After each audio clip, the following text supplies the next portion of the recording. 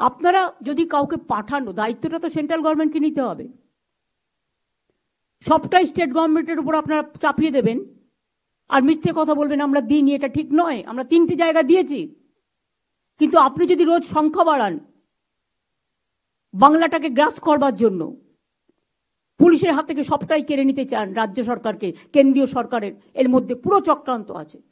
আমি কোর্টকে কোনো ব্যাপারে একটি কমেন্টসও করব না, because we are bound to accept the court verdict.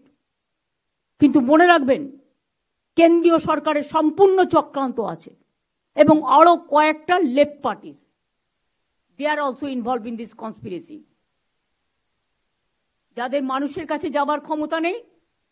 যেহেতু আমরা কিছু পাল্টা করছি না, একতরফা হয়ে যাচ্ছে। রাতের বেলায় পুজোর সময় পুলিশ রাজ্যকে পাহাড় দেয়, কোনো দুর্ঘটনা ঘটলে পাহাড় দেয়, দাঙ্গা হলে পাহাড় দেয়, দুর্যোগ হলে পাহাড় দেয়। কিন্তু প্রতিদিন রাতে আপনারা যদি রাস্তায় থেকে, অনেক মানুষ তো ডিস্টার্ব হয়, অনেক এলাকায় অনেক বয়স্ক মানুষ আছে, মাইক লাগালে তাদের ঘুমের অসুবিধেও হয়, যার জন্য নিয়মও আছে পলিউশন কন্ট্রোল বোর্ডের, 10টার পর মাইক বাজানো যাবে না, বা এত স্পিডে মাইক বাজাবেন তার বেশি বাজানো যাবে না। তা সত্ত্বেও আমরা সব ছেড়ে দিয়েছি। 1 মাস তো হয়ে গেল, আজকে 9 তারিখ, 1 মাস 1 দিন, 31শে মাস গেছে।